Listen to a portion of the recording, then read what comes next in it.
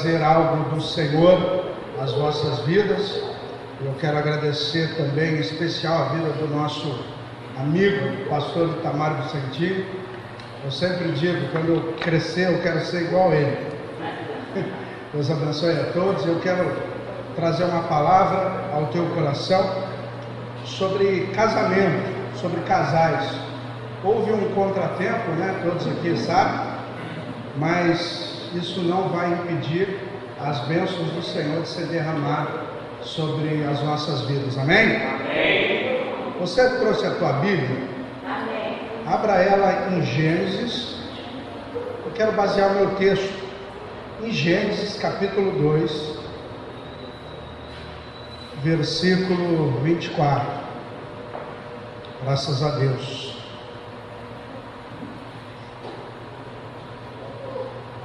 Gênesis, primeiro livro da Bíblia, capítulo 2, versículo 24. Todos encontraram? Muito fácil.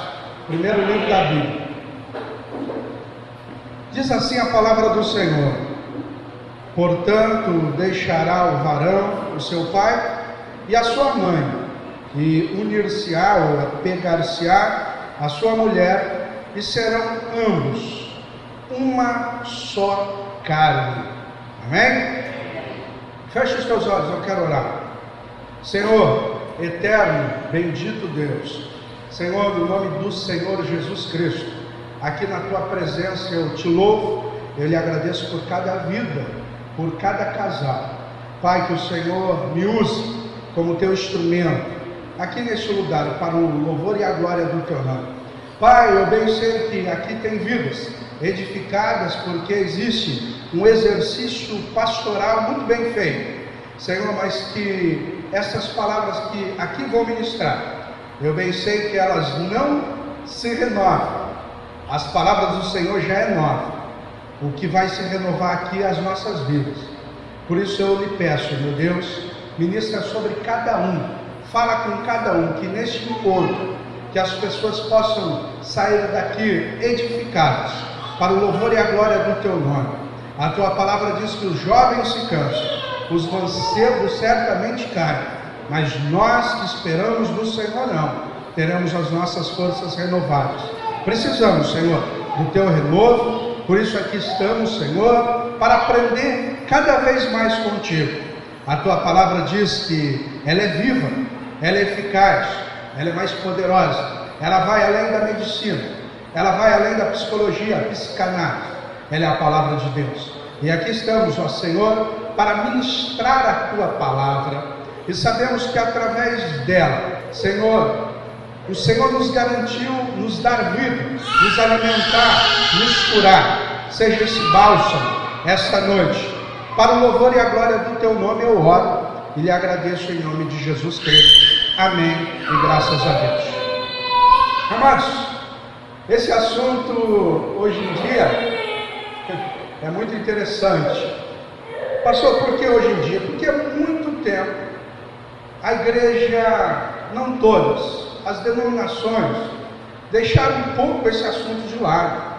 Hoje que, graças a Deus, essa geração, a ênfase é muito grande em relação a se tratar de família, a se falar de relacionamento, né? E outrora não era assim. Eu não sou muito antigo na fé, mas nós estudando e acompanhando um pouco a história da igreja, observamos que a igreja acabou que, não a igreja do Deus vivo, mas algumas denominações acabaram que deixando esse assunto um pouco de lado por ter que tratar de sexualidade, falar desse assunto, e até então achava um pouco antiético falar de questões de sexualidade, de família. Se acharam um pouco complicado falar disso dentro da igreja. Infelizmente, então, nós entregamos isso ao diabo. Isto é, através da mídia, através de veículos fortes de comunicação, a qual fizeram uma construção de relacionamento. E nós que tínhamos absoluto em se falar deste assunto, nós acabamos que, quando eu digo nós, querido, talvez não seja você, talvez não seja a tua liderança, mas o fato, quando eu digo nós, eu estou generalizando. E deixando então de falar sobre esse assunto, discorrer acerca desse assunto, por isso que, infelizmente, a sociedade, ela se encontra, muitas vezes, nesse caos. A família, nós sabemos, muitos já escutaram, é a célula máxima da sociedade, é a coluna cervical dela, e nós sabemos que a família estando forte, a sociedade é forte. Nós sabemos que a igreja, a família estando forte, a igreja é forte. Não existe nada aqui na terra mais poderoso que a instituição chamada família, e ela é feita através de vocês. E eu quero aplicar de uma maneira espiritual esse assunto e falar um pouco do caráter de Deus. Eu quero falar desse Deus que muitos acham um pouco difícil de interpretar, e na realidade é um Deus que é a Bíblia faz questão de dizer, porque esta é a verdade absoluta da palavra de Deus. Deus é um, mas a Bíblia de alguma forma mostra três pessoas que têm esse atributo, e essas três pessoas não são deuses, mas são um Deus subsistente em três pessoas.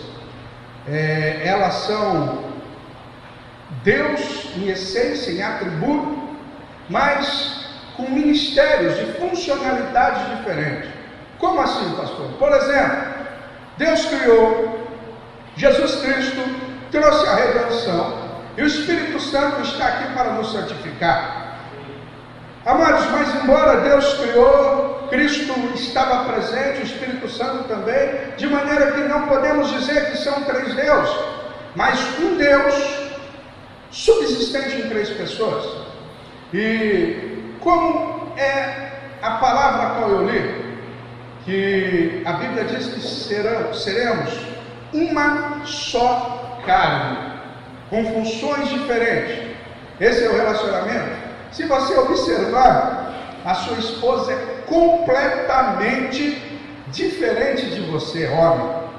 E como então, eu estava falando no Nextel com o pastor Itamar acerca disso, os gregos, a cultura grega achava que era incoerente, sendo pessoas, características, a se começar com um exterior completamente diferente. Os gregos achavam incoerente habitar junto, o homem e a mulher, então era mais correto, a não ser para procriar, era mais correto viver homem e homem. E nós sabemos que isso é pecado. Mas por que Deus quis assim? Escolher pessoas diferentes, personalidades, mulher, homem e mulher, características, isto é, diferente, para construir relacionamento e através desse relacionamento edificar a sociedade, perpetuar a espécie. Nós transferimos legados, nós transferimos valores que nenhuma outra instituição pode fazer, a não ser o relacionamento. Amados, como eu estava dizendo sobre a Trindade, eles são em essência, eles não discordam um do outro, e Deus não quer que nós pensamos da mesma forma, mas tendo características diferentes, conseguimos então, através disso, construir um relacionamento sadio para a construção e transferência de valores. A Trindade submete ao outro sem perder valor e autoridade. Jesus Cristo, ele disse em João capítulo 14, versículo 28, a parte B: o Pai é maior do que eu, o Pai é maior do que eu. E muitos usam esse texto dizendo que Jesus Cristo é menor a um Deus inferior. Mas na realidade, ao mesmo tempo, Jesus Cristo disse em João capítulo 10, versículo 30, eu e o Pai somos um.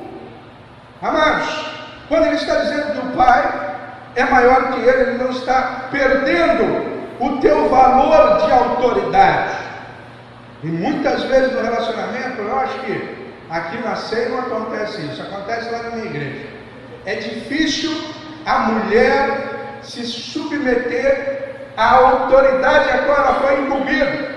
E qual é a autoridade da mulher? Pergunte, pastor, pergunte. Vamos interagir aqui, eu sei que vocês estão cansados, eu sei que vocês estão um pouco com sono, mas pergunte a mim, pastor, qual é a minha autoridade? Você é mulher. Vocês estão com medo de perguntar. Vou perguntar, só minha esposa que falou, ó, porque ela conhece. Pastor, pergunte, pastor, qual é a minha autoridade?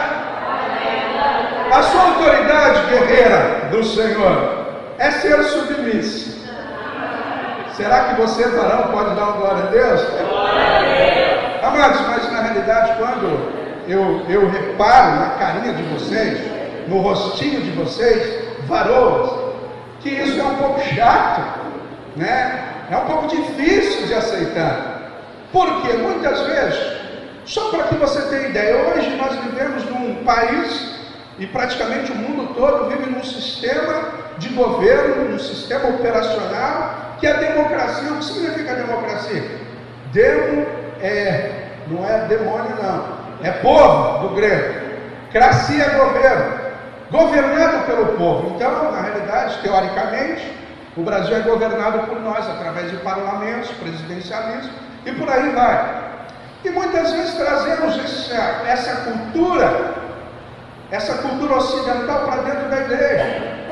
E muitas vezes não entendemos o que é autoridade. Não conseguimos compreender que ser mulher submissa ao esposo, isto é autoridade.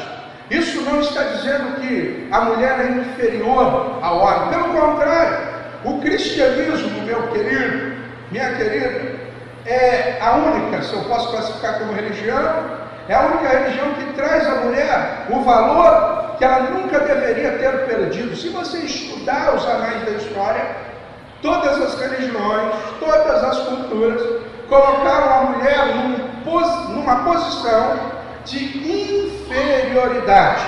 Mas o cristianismo não é assim. O cristianismo, ela traz o que a mulher nunca deveria perder, porém com funcionalidade. Você não perde a autoridade, cumprindo a função a qual Deus colocou aí na tua característica.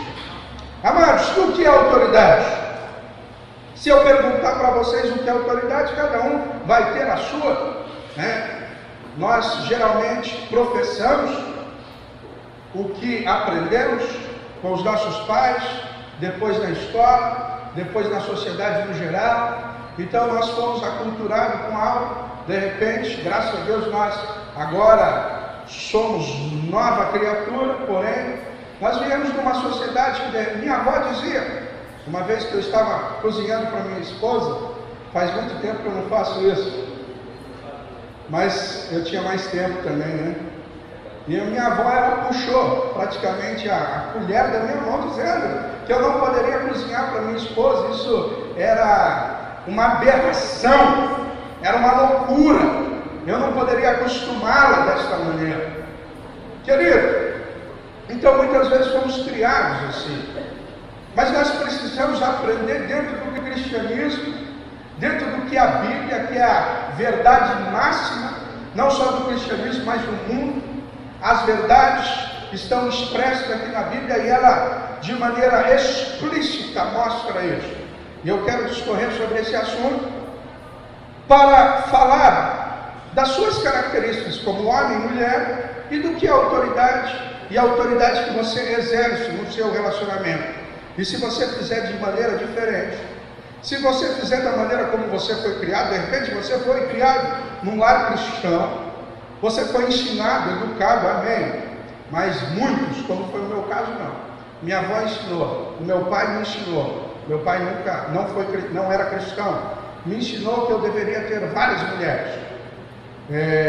Infelizmente, eu louvo a Deus cada vez que eu ministro um estudo para casais, porque eu louvo a Deus também pela vida do pastor Itamar Vicentino, que já tem uma geração, né, de pastores. O senhor é a terceira. Eu não tenho ninguém, agora tenho, através da minha conversão, mas eu não tenho ninguém como referencial.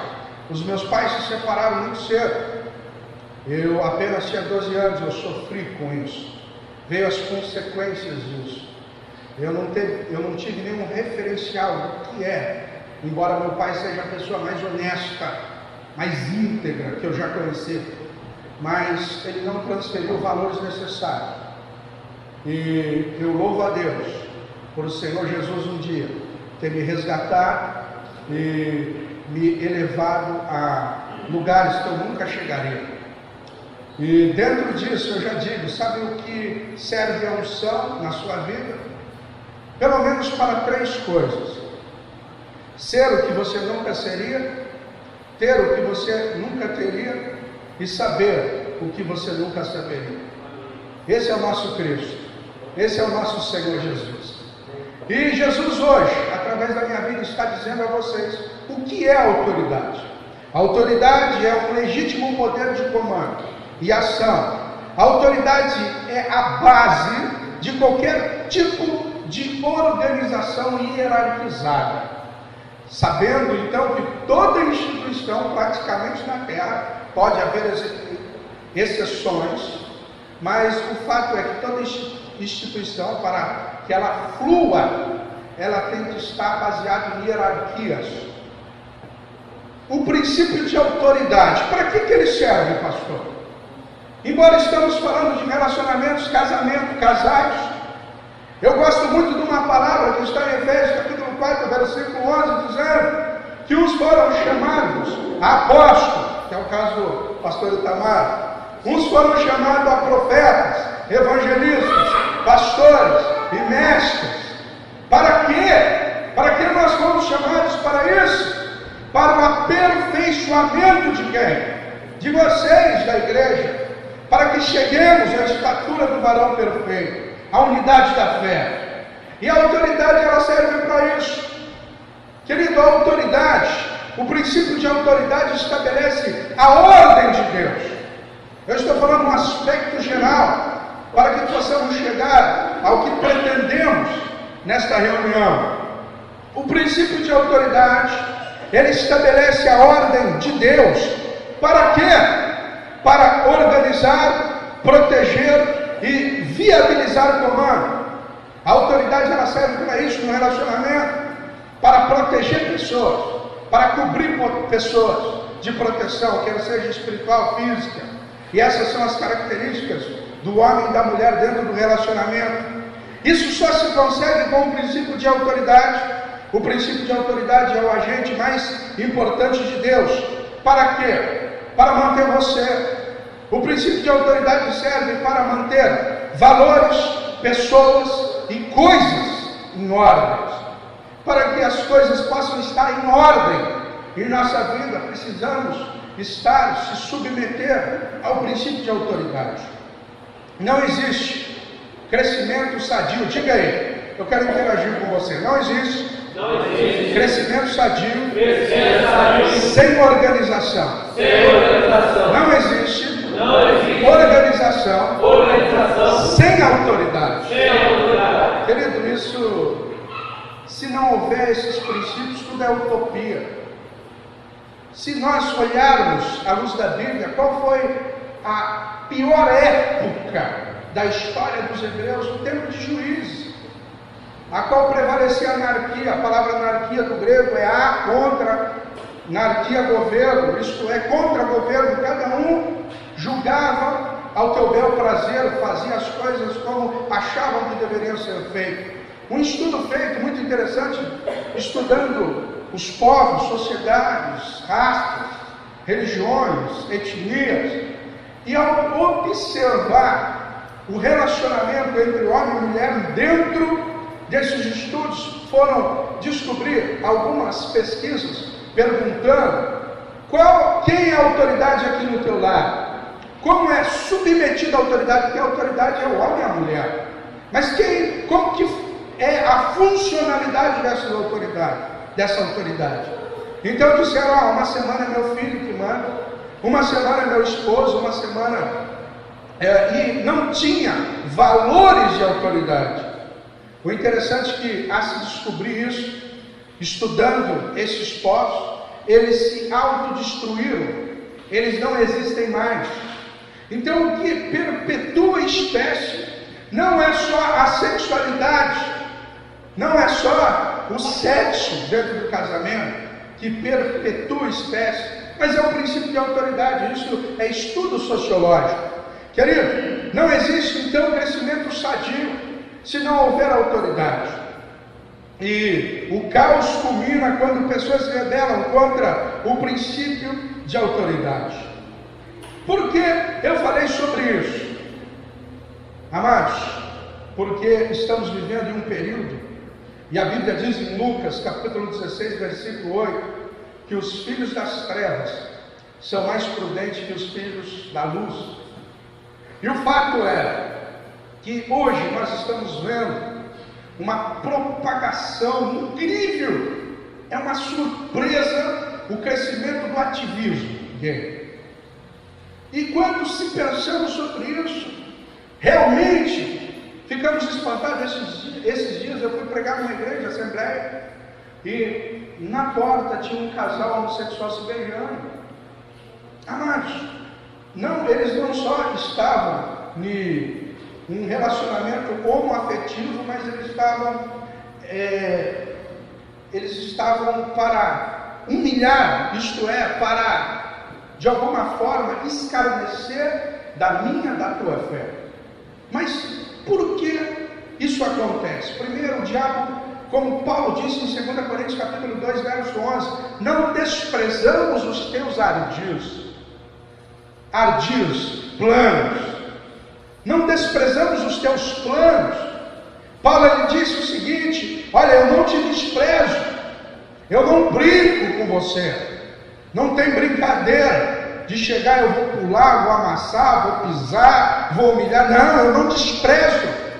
Paulo ele estava reconhecendo a inteligência espiritual do diabo, coisa que muitas vezes nós não reconhecemos. Eu não estou dizendo para você se sujeitar e ter medo, eu estou dizendo que ele tem trabalhado ao longo da história para deturpar, destruir a igreja de Cristo.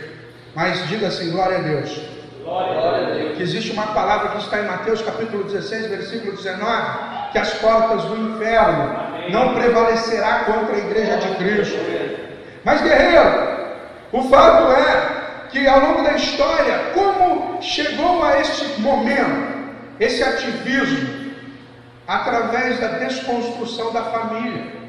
Primeiramente, houve uma promoção da separação. Nunca ouvimos tanto acerca do divórcio entre cristãos, nunca ouvimos tantas pessoas no seio da igreja desinteressadas no relacionamento, nunca ouvimos. No preparo pessoal para a construção de um casamento estável e duradouro, nunca ouvimos tanto sobre isso. Hoje em dia, do nosso meio, eu não estou dizendo os de fora, graças a Deus nascei, não, mas nunca ouvimos tanto a separação de cristãos. E existe, rapaz, eu cheguei a ver um absurdo no Facebook, que eu não vou dizer o nome, mas o fato é uma pessoa dizendo lá no Facebook, eu acho que tem pessoas que, por ter Facebook, acham que são famosos, né? O ser humano com aquela ânsia de ser famoso, e o Facebook de alguma forma proporciona isso, né? E um missionário, ele é uma autoridade espiritual, ele colocou ali dizendo, em nota, a partir de hoje eu não estou mais com a fulana de tal, porque a minha patente espiritual é muito maior que o meu relacionamento. Eu falei, poxa, Que coisa, que paradoxo. Na realidade, querido, nunca vimos tanto sobre isso. A pressão da cultura, o individualismo que nos envolve hoje em dia tem contribuído fortemente para isso. O aumento do divórcio. Uma pesquisa feita pela revista Veja diz: separação, divórcio sem estresse. O próprio sistema jurídico, ele acredita que o relacionamento, o casamento em si é uma instituição falida. Hoje é muito mais fácil você separar. Por quê? Porque o próprio sistema acredita que não vai perpetuar. Antigamente, uma pesquisa até na década de 90, dizia que um casamento e um relacionamento entrava em crise no 7º ano. Mas agora, não entra em crise mais no 7º ano, mas no 3º ano não somente entra em crise, como já se separa. Antigamente só entrava em crise, mas havia discussão de relacionamento, seguravam para manter. Mas hoje, em 3 anos, no Brasil, os casamentos contraídos depois de 3 anos, em média, vão se separar. E aumentando com isso, 55% o índice de divórcio no Brasil. Diz o pastor Fabiano que o índice maior de divórcio no Vale do Paraíba é em Taubaté. Graças a Deus você está em Caraguá, né? Ninguém aqui é de Taubaté. Agora, amado, a sociedade, o que ocasiona isso aqui? Nós temos que observar. Olha, eu sou fascinado, eu amo a pregação do Cláudio Duarte, o pastor Itamar também é fã. E é uma maneira de você transferir conhecimento pelo humor, mas o que eu quero trazer e o que eu quero observar, eu sou casado há 7 anos, a minha esposa está ali. O nosso casamento foi construído à base de muita luta, de muito sofrimento mesmo. Não é? E nós temos Cristo no nosso relacionamento. Eu não vim aqui para dizer que eu sou perfeito. Eu sou quase perfeito, minha esposa que não é. Estou brincando. Amor de pessoa. Linda que só ela. Mas o fato é, eu não estou aqui para dizer que eu sou perfeito. O nosso relacionamento mas estamos em busca disso. Não é qualquer coisa que vai abalar. Hoje nós vivemos numa sociedade imediatista. E essa sociedade, a qual foi crescida através do controle remoto, querido, eu vou fazer uma pergunta para você, a não ser minha avó que faz desse jeito. Se você estiver na frente da televisão, você estiver num canal, de repente começa uma programação que não lhe interessa, você está lá relaxadão, e de repente você olha para lá, não acha o controle remoto, você muda de canal, você vai lá, acho que você nem sabe aonde que muda de canal na TV. Não é verdade? Eu mesmo, maior dificuldade para mudar ali na TV, eu nem sei. Antigamente não. Antigamente nós tínhamos por costume. Agora minha avó, quando chegou à TV, sabe o que ela fazia? Ela pegava o controle da gaveta, sentava na cama, mudava. Quando ela chegava no canal que ela queria, ela voltava, levantava, guardava o controle, fechava e voltava a deitar.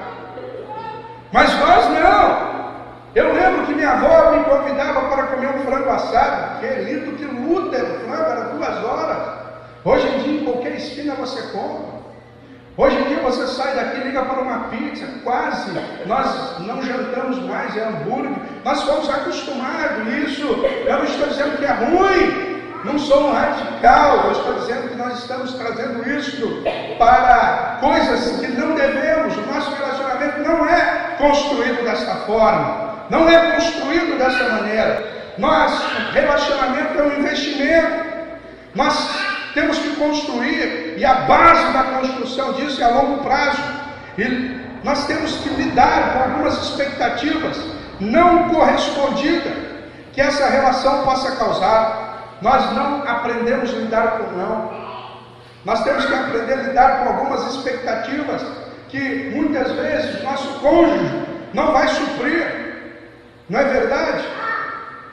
Eu que sou pastor, eu sei disso. Quando eu estou lá falando com um membro da igreja, faz assim, sim, legal, maravilha. Quando eu digo não, rapaz, aí eu vou ver quem o camarada é. Então, isso é no relacionamento. Muitas vezes nós temos que aprender a lidar com não. Sabe, eu aprendi a lidar com o não de Deus. E eu louvo a Deus quando Deus fala não para mim.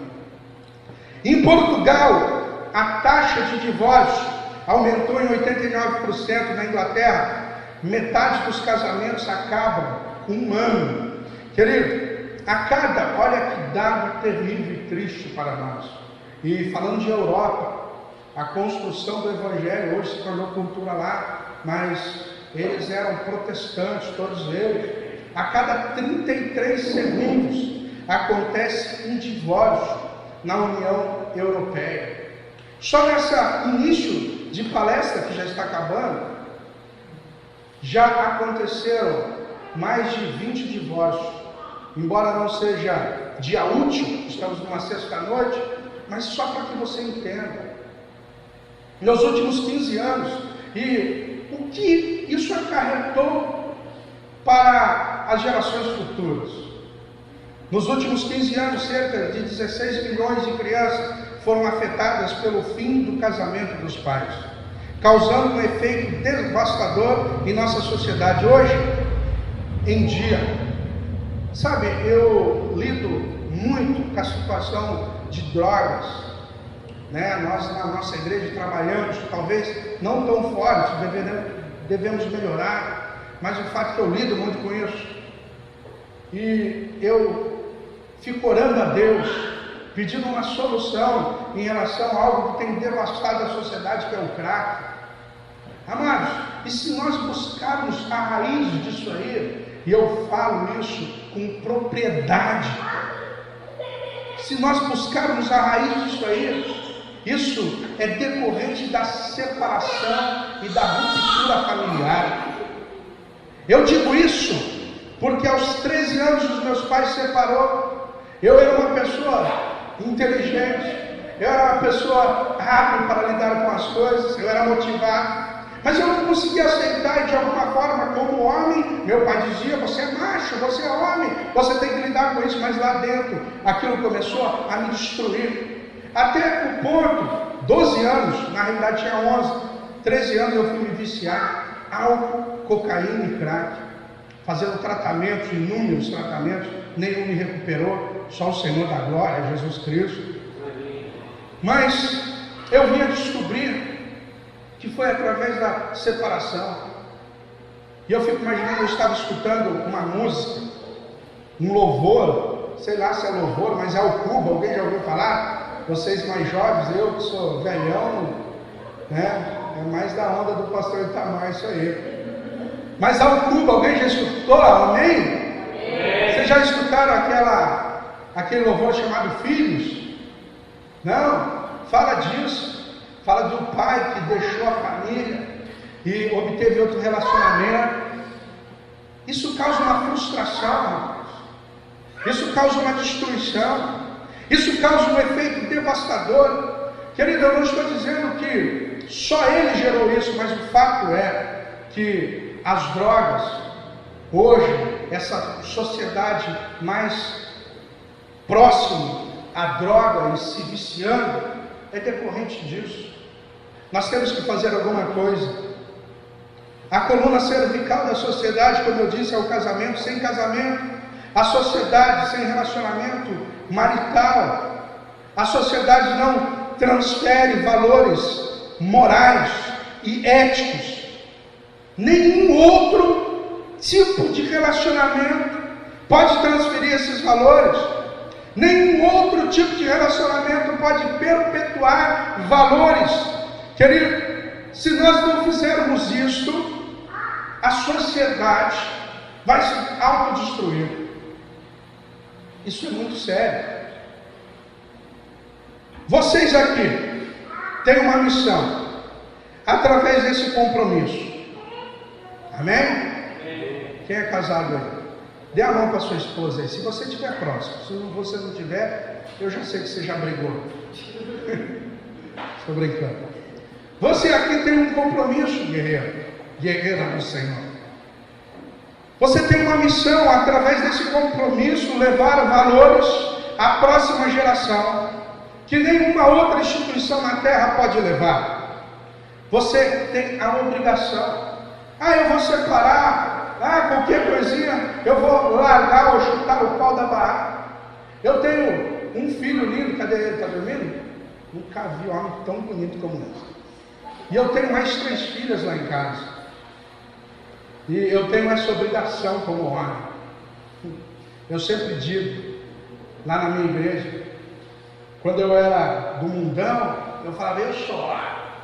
Eu vou lá usar droga, vou pegar lá, porque eu tenho que pegar. Rapaz, isso aí não é homem não. Homem que é homem é aquele que tem uma só mulher e a honra.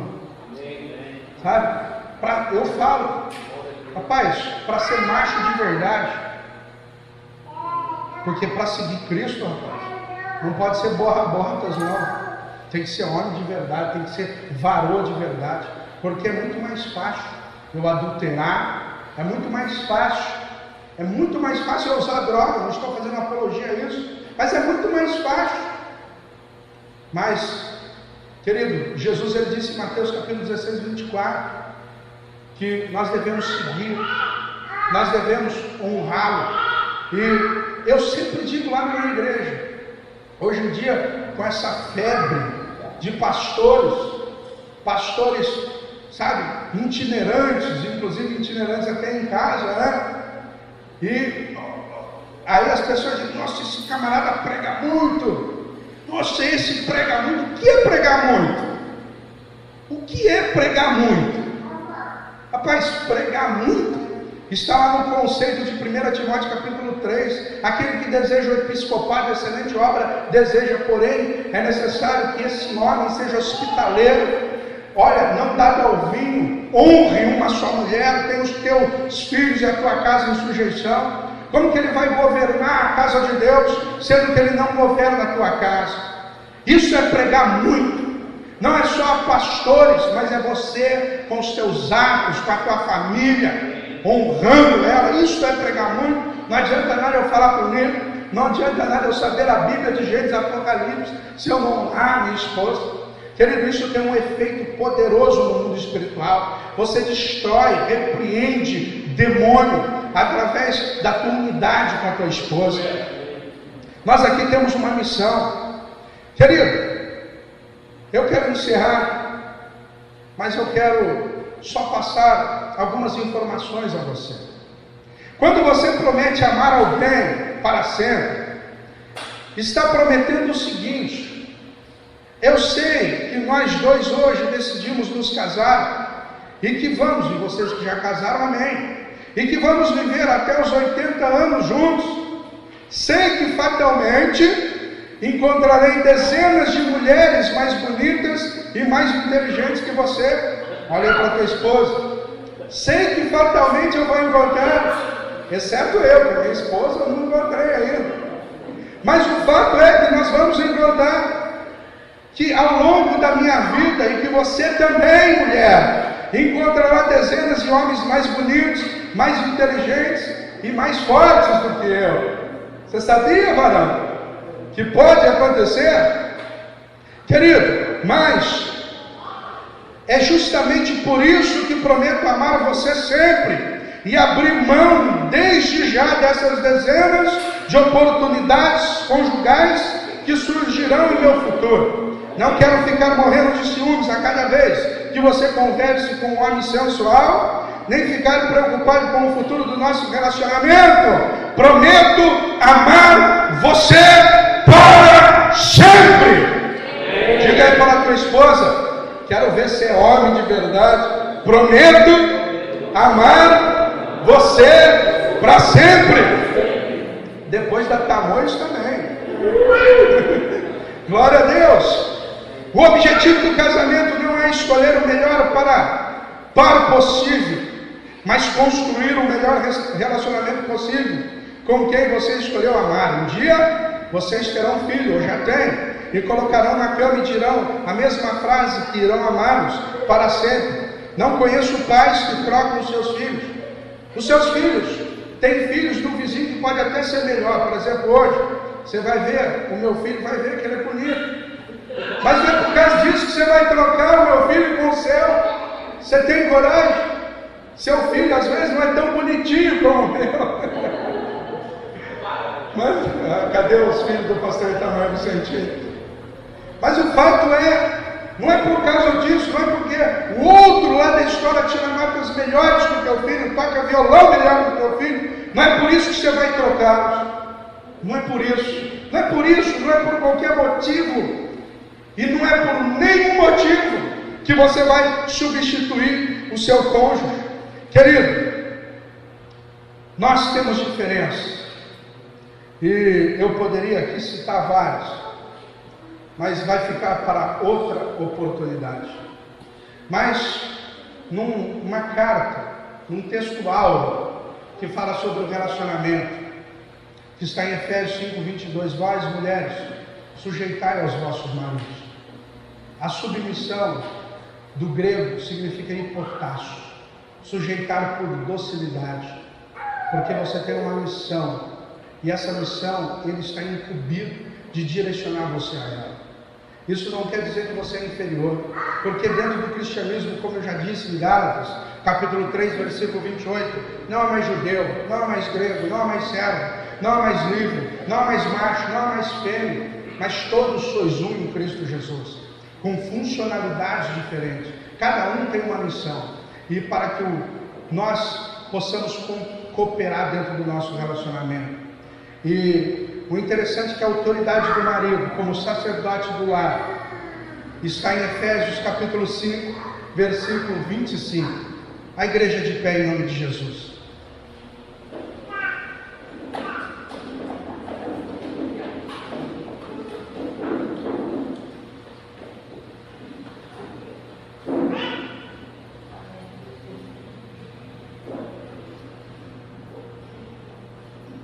Efésios 5:25 diz: vós, a autoridade que você tem é essa. Se você chegar lá na sua casa e dizer: ô mulher, tira o meu sapato aí, aquele chulé. Graças a Deus aqui na ceia só tem pessoas bem higiênicas. Mas o fato é que a autoridade que temos no lar não é aquela de eu que mando, eu que falo. Tem um irmão lá na igreja que ele só decorou textos de submissão, e quando a esposa dele fala alguma coisa, ele já menciona. Mas lá em Efésios 5:25 diz assim: vós maridos, amai as vossas mulheres, como Cristo amou a igreja e se entregou por ela.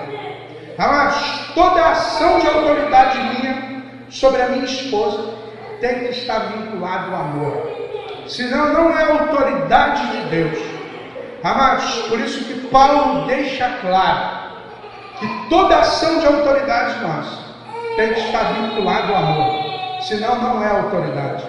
Amados, por isso que lá em Colossenses capítulo 3, verso 12 diz: revestivos do amor, que é o vínculo da perfeição, e a paz de Cristo, a qual fomos chamados em um só corpo, domine sobre o vosso coração. E se alguém tem queixa contra o outro, como Cristo vos perdoou, fazei assim também vós.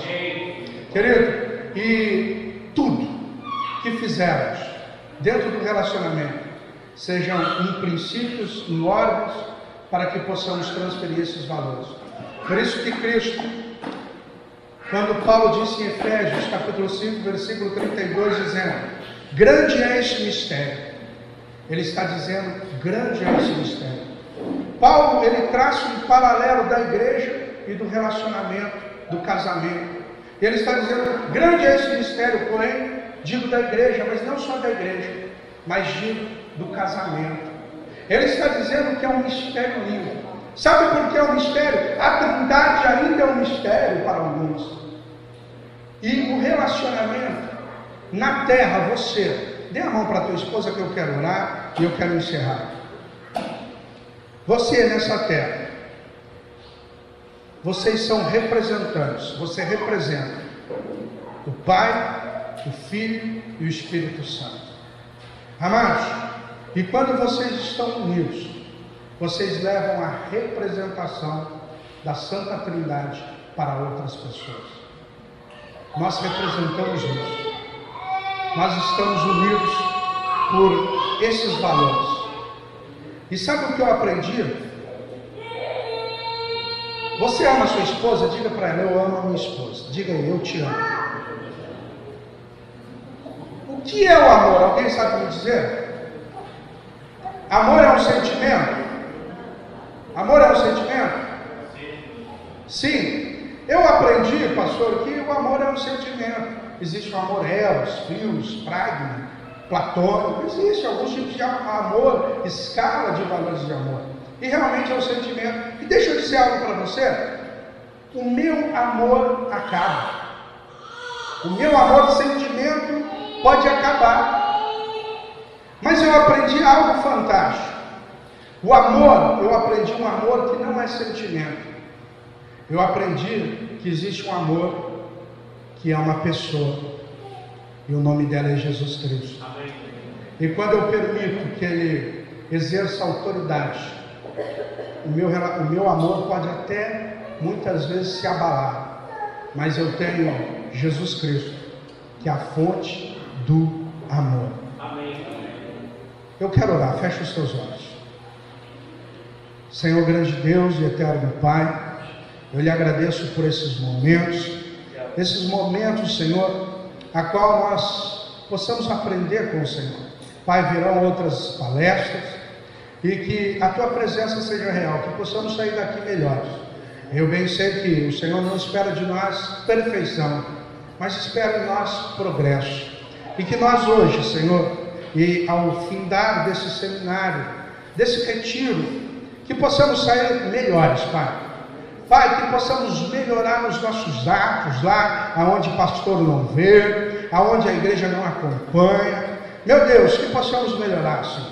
Senhor, nos ajude, Senhor, para que nós, como igreja, Senhor, possamos representar através da família, Senhor, e que possamos ser sinceros, Senhor, sem religiosidade.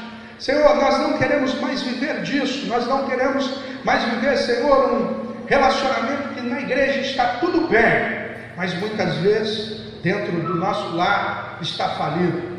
Senhor, tem pessoas mulheres que queriam entrar dentro da igreja e morar lá, porque lá o marido é tão amoroso. Oh, meu Senhor, nos ajude. Eu sei que depende, Senhor, tem coisas que o Senhor não fará por nós, porque o Senhor não trabalha na linha do possível. O Senhor trabalha na linha do impossível, e na linha do possível Ele nos capacitou a fazer, Senhor, e que nós possamos tomar atitudes para lhe honrar, para lhe glorificar. Senhor, nós aqui servimos a Ti e não perdemos o livre-arbítrio. Senhor, nós continuamos com Ele. Senhor, eu achava que quando eu saísse da água batismal, o Senhor levaria o meu livre-arbítrio. E eu descobri que quem quer levar o meu livre-arbítrio é o diabo. Mas o Senhor não quer, o Senhor quer que eu continue com Ele, tomando decisões, podendo pecar. Mas, Senhor, através das minhas decisões eu diga: eu escolhi honrá-lo, eu escolhi servi-lo.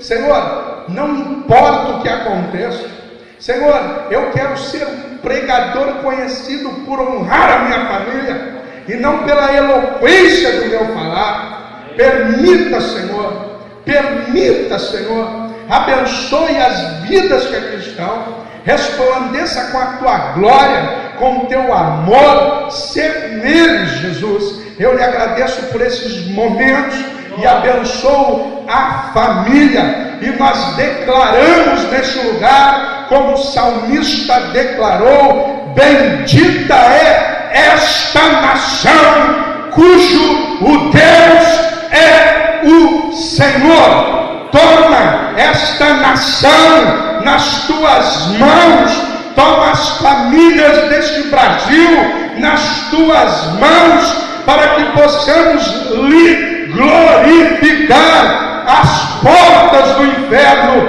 não prevalecerá contra a tua casa, contra a tua família. Levante a tua mão e receba em nome de Jesus Cristo. Amém. E graças a Deus. Pode aplaudir a Jesus.